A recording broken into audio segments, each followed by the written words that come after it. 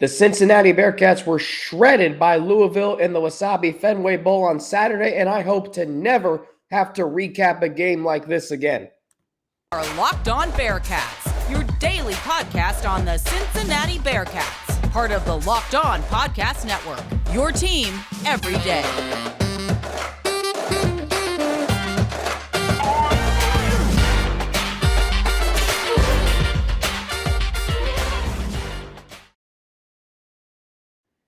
All right, thank you so much for making Locked On Bearcats your first listen of every day. We're free and available everywhere you get your podcasts and on YouTube. Don't forget to subscribe to our Locked On Bearcats YouTube channel. Follow it too to get an alert every time we drop a new episode. My name is Alex Frank, your host each and every day here on Locked On Bearcats. We are part of the Locked On Podcast Network, your team every day. First of all, regarding the Bearcats' 24-7 loss to Louisville in the Wasabi Fenway Bowl on Saturday. What was that game?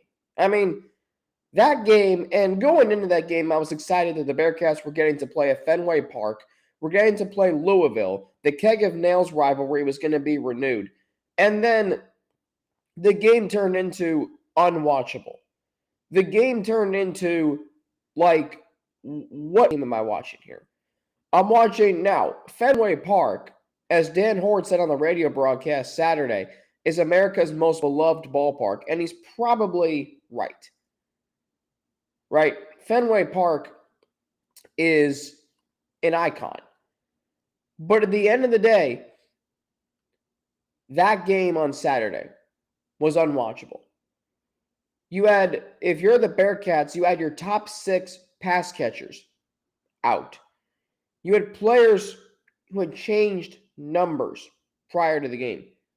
You had players changing numbers at halftime. During the game, you had an interim head coach. And I give Kerry Combs a lot of credit for leading this program the last 3 weeks through a very, very turbulent time. But the game is being played at 11 o'clock on a Saturday. 11 o'clock. I mean, if you're in Cincinnati or Louisville, you're probably not doing yard work during that time, but you're also probably not completely up and juiced up and jacked up for an 11 o'clock game, right? New Year's 6 games don't start at 11 a.m. They start at noon or 1 or 3:30. 11 a.m.? Why 11? Just so we could get the game over with? And this is why I hope to never have to recap a game like this again. This game for the Bearcats was so far removed from where they've been the previous 2 years. Really where they've been for the last 5 years, if you think about it. The Military Bowl being played at noon on New Year's Eve, that's fine. The Birmingham Bowl played the day after New Year's at 3 o'clock. Not ideal, but not better than this. I mean, your season is over before Christmas. For the first time since 2015, when you played in the Hawaii Bowl. We're not used to that. We're not used to playing in games that most people don't care about. Louisville only had 3 full-time coaches coaching in this game. And this is how the Bearcats finished their season. Playing this game. Really? For a program coming off a college football playoff appearance, heading to the Big 12, and you lose by 17 to that school who just gave you their head coach, or you hired their head coach from. You didn't even coach the game. And yet Louisville shredded Cincinnati. Only 3 full-time coaches coached the game for Louisville. Jeff Brom did not coach the game. Louisville was led by Deion Branch. Now that name is pretty household worthy. But think about this. You come off a playoff appearance.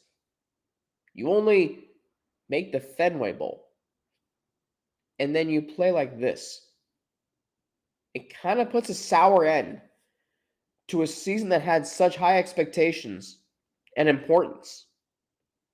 And this is the way it ends. Someone asked me on social media earlier this week. I'll find the exact question. Someone asked me, they go, should Cincy be proud or ashamed? First of all, those are two polar opposites when it comes to meaning, right?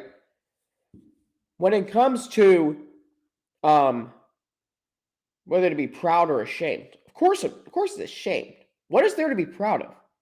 You went 9-4. Congratulations.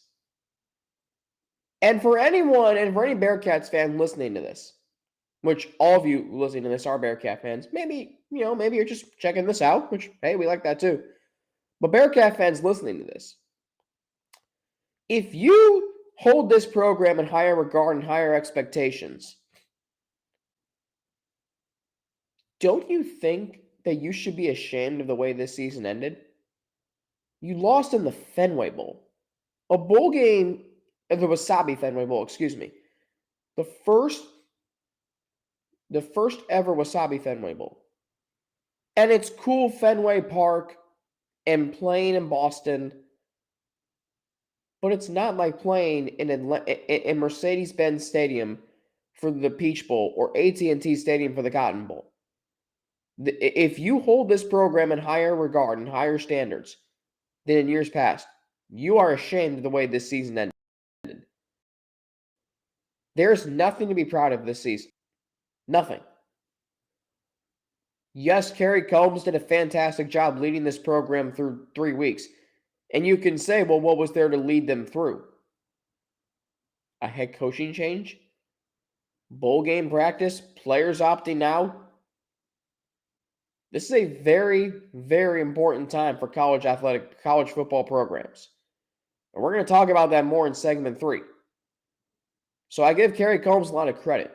But as far as play on the field, there's nothing to be proud of this season. It was a dud. It ended up being that way. Here was a program that scratched and clawed all season and put themselves in position to go to a fourth straight conference championship game. And yet, this is how it ended. 2 straight losses, including a bottoming out, rearing its ugly head dud in the Wasabi Fenway Bowl. And if you're proud of that, and you still hold this program in higher standards, I would reevaluate those. Because I hold this program to a higher standard now than I used to. And that is why I am ashamed of the way they played on Saturday. I don't care if these many players were out 24/7. And the way that the game played out. Louisville shredding Cincinnati on the ground. Shredding. It wasn't even close. 287-55. 419-138 total yards. 24-11 on first downs. That's not Bearcats football. I don't care who's playing or who's coaching. That is not who the Bearcats are.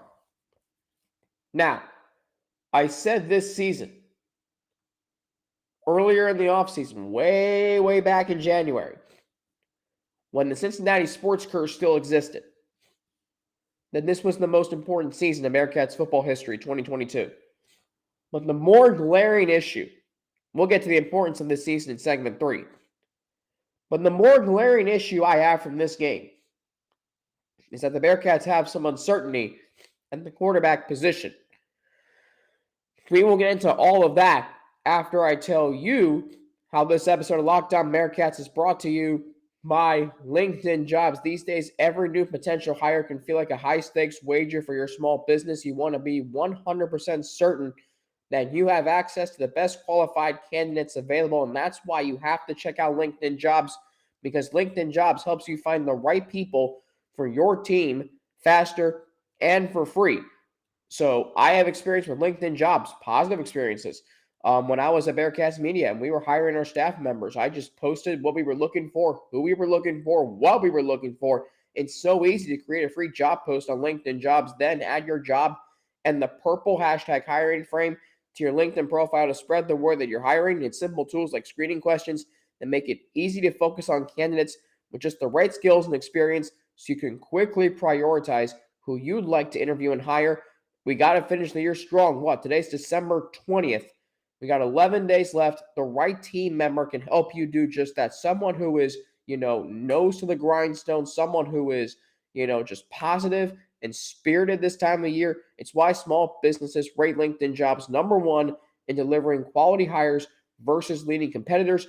LinkedIn Jobs helps you find the qualified candidates you want to talk to faster. Post your job for free at linkedin.com/lockedoncollege. That's linkedin.com/lockedoncollege to post your job for free. Terms and conditions do apply.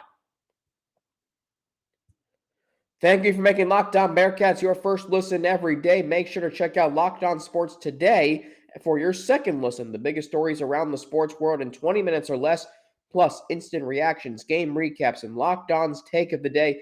Locked On Sports today, available on YouTube and wherever you get your podcast. So, the glaring issue that the Bearcats have now is Evan Prater. And this is why this season reared its ugly head. A season filled with such high expectations. Because now you have questions about Evan Prater. Can he be the guy? He's made 2 starts. So can you really conclude anything?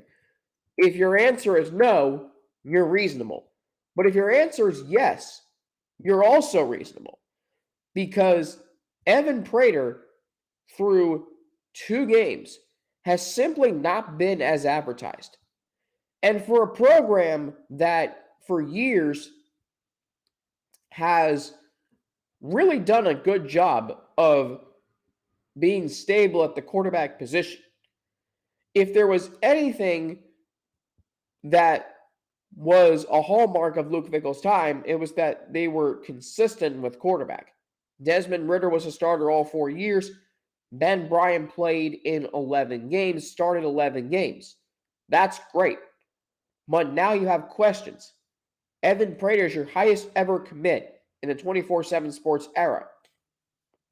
That came out wrong. 24/7 sports era. But you now have to ask, can Evan Prater be the guy?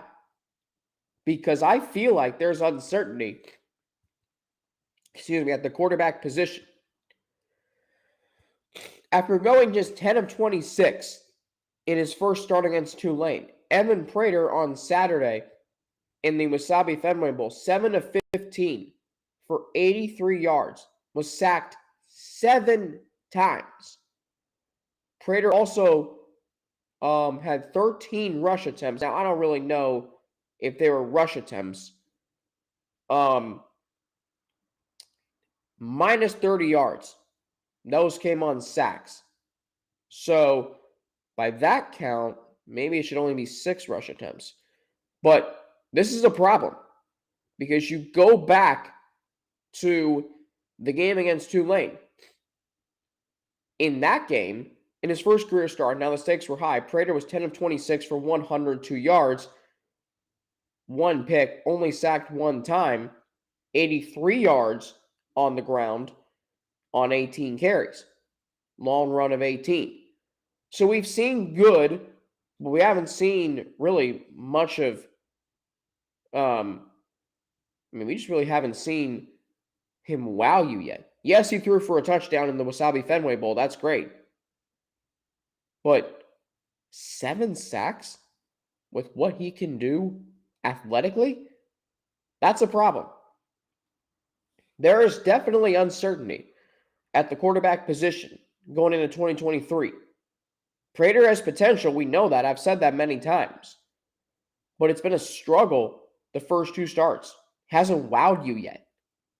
He hasn't had a whole offseason as the guy to develop and mentally prepare for the season.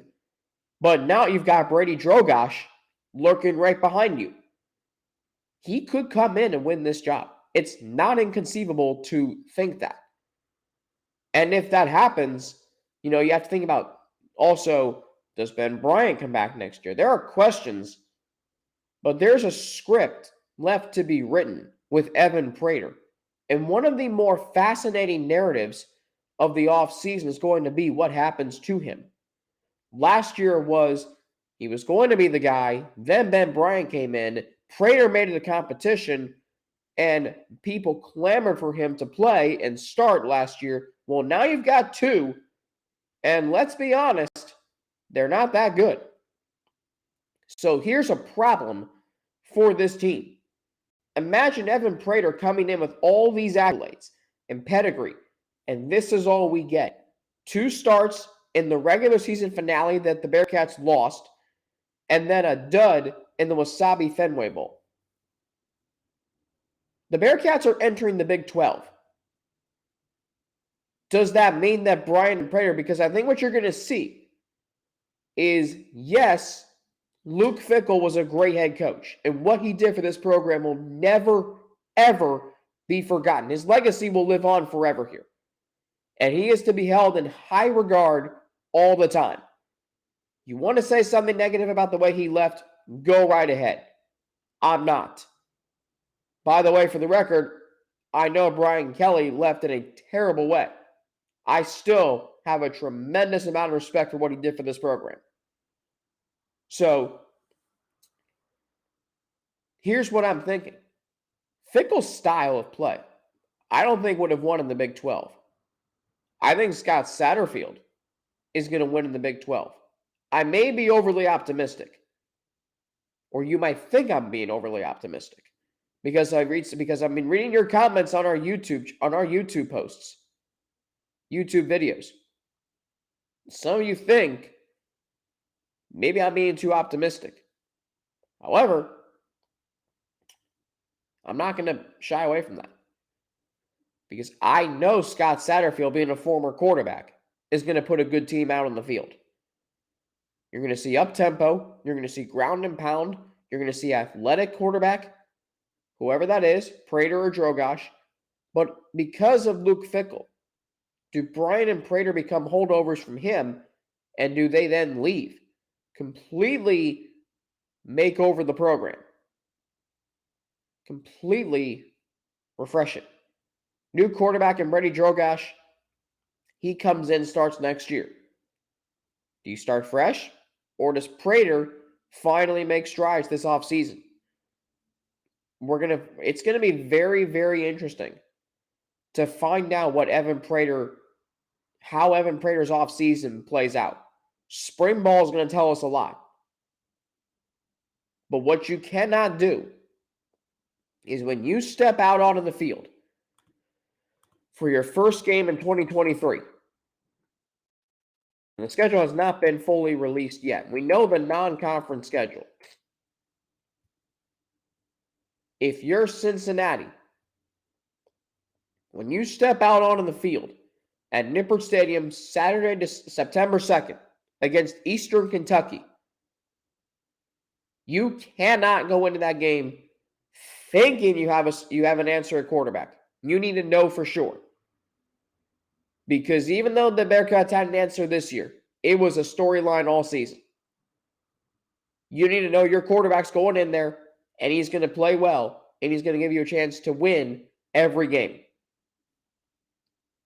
There's a lot of questions at the most important position on this team. And it's a position I'm concerned about. And it will dominate this offseason. I will tell you right now, most of these shows this offseason will be about the quarterback and Evan Prater and what his offseason turns into and what Brady Drogosh, if he can come in and immediately become the starter. If that is the case, if he comes in and becomes the starter, does that mean Evan Prater leaves? Imagine for a minute if that happens. A lot of really, really fascinating storylines surrounding the quarterback position. Coming up, how to remember the 2022 Bearcats season. I will explain after I tell you how this episode of Locked On Bearcats is brought to you by NHTSA. Did you know that driving high is considered driving under the influence? That's right. Driving under the influence of marijuana is against the law in every state, even in states where marijuana is legal. That means driving high could get you a DUI. And if you think law enforcement officers can't tell when you're driving high, you're wrong. Your friends can tell, your coworkers can tell, even your parents can tell, everyone can tell, and that definitely means law enforcement officers can tell. So what makes you think that law enforcement officers don't know when you're driving high? Driving under the influence of marijuana can slow your response and change how you would perceive time and speed. So even if you think you're fine to drive when you're high, you're not. Because the bottom line is, if you feel different, you drive different, and driving high is driving under the influence. So remember, drive high, get a DUI. Paid for by NHTSA.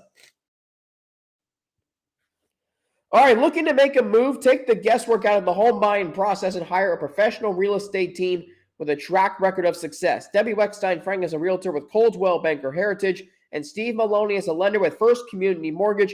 They will be there to help you every step of the way. Debbie and Steve are both longtime Miami Valley residents who have helped hundreds of people just like you find the home of their dreams. You can call Debbie right now at 937-672-3942. That's 937-672-3942, or visit teamweck.com.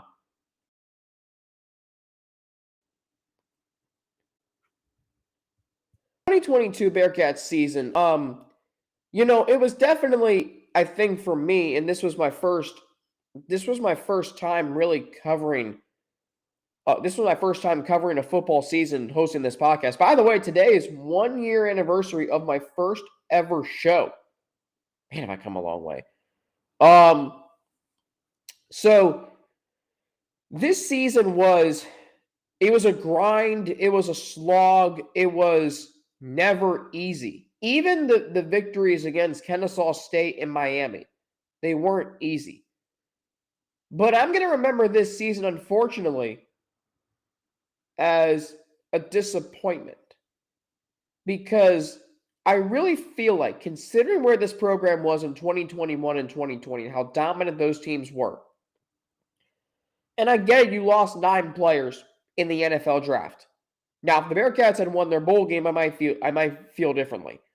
But you lose your home game winning streak in the final regular season game against Tulane. You lose your bowl game in terrible fashion. I don't care if the bowl game doesn't mean anything to people to college football fans around the country. Maybe Bearcat fans didn't really invest much into this game, but the players did, and the coaching staff did, and those who covered the team did. This is a really disappointing season. Kind of a dud. And by the way, I will tell you now, the Luke Fickell teams, as much as I love Luke Fickell and everything he did for this program, 2-3 in bowl games. 2-3. Not good if you ask me.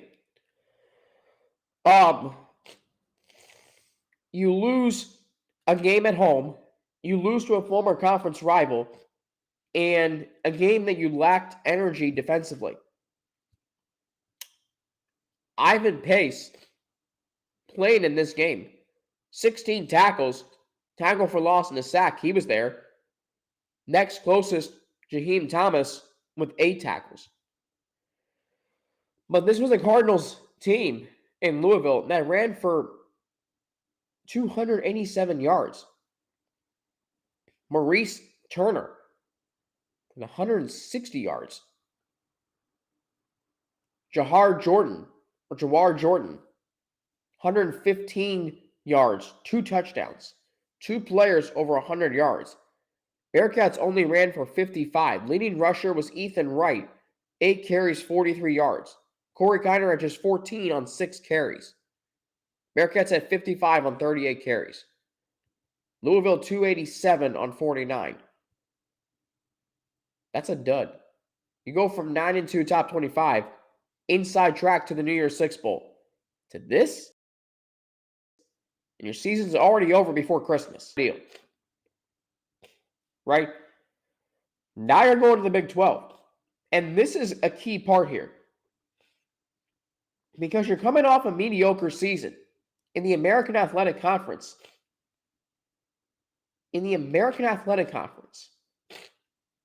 Now there are more questions about this team than there were before the season began. Losing 9 players to the NFL draft, fine. But there were questions about the cornerbacks. There were questions about the quarterback, obviously. And there still are. But now the offensive line hasn't been playing well. The running game is no longer a true strength of this team. And now there's uncertainty surrounding the head coach. Not ideal. For a program that's going to the Big 12, there's uncertainty. Think about where this program was a month ago. 1 month ago, this program was going to play for the right to host a conference championship, and I think they would have beaten UCF. Now, they're coming off a loss in one of the earliest bowl games of the season, and they have question marks surrounding very important pieces of any football team, players and coaches. I said last year is the most important season in program history. Bridging a playoff berth and the Big 12. And now you feel like this offseason is the most important offseason in program history. Because it's going to set the tone for where this program goes. And I'm genuinely concerned about where it goes. I think it's going to be in a positive direction. I think Scott Satterfield's got a firm hold on what he wants to do with recruiting. And that's great. But I also know that the quarterback has to be right. I also know that the offensive line is now in question. The running game is now in question. We don't know what's going to happen tomorrow on early signing day. Russ is going to join me for an episode, our live room on Thursday this week. Podcast form on Friday. I'll recap early signing day on Thursday. So there's a lot that's going to happen. But what I can tell you is,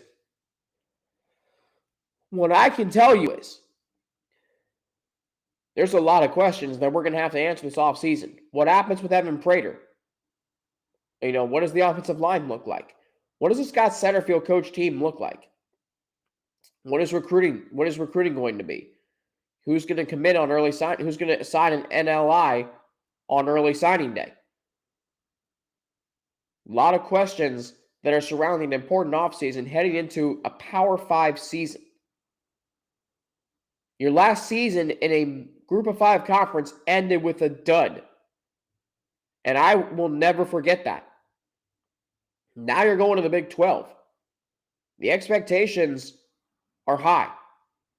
This program it feels like a lot of people all of a sudden aren't paying that much attention because of the coaching change, because of how last season played out.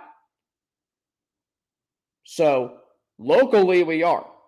It's a very, very exciting time for the Bearcats, but it's also a time of uncertainty. You're transitioning to Power 5, uncharted territory with a new head coach, and you're coming off a dud way to end the season. Find out the tone that this offseason sets. On tomorrow's show, a crossover with Locked On Big 12 host Josh Neighbors. He will join me to discuss the Bearcats hiring Scott Satterfield, the season the Bearcats had, and the transition into the Big 12. So Josh Neighbors joining me tomorrow. As for me, you can follow me on Twitter at Frankie_90 with 2 N's and an ATI. You can follow me on Instagram, AlexFrank9_, email me at alex3frank@gmail.com. Hey, thanks for making Locked On Bearcats your first listen today. For your second listen now, make Locked On Sports Today your second listen. Peter Bukowski brings you the biggest stories from around the sports world in 20 minutes. Get the analysis and opinions before anyone else with our local and national experts and insiders. Locked On Sports Today podcast is available on YouTube, and wherever you get your podcasts. I'm Alex Frank for Locked On Bearcats. Have a great rest of your day. Josh Neighbors from Locked On Big 12 will be with me tomorrow on a crossover edition. Looking forward to that. I'm Alex Frank. I'm Alex Frank, part of the Locked On Bearcats. Is part of the Locked On Podcast Network, your team every day. Have a great rest of your day, and I will talk to you all tomorrow right here on Locked On Bearcats.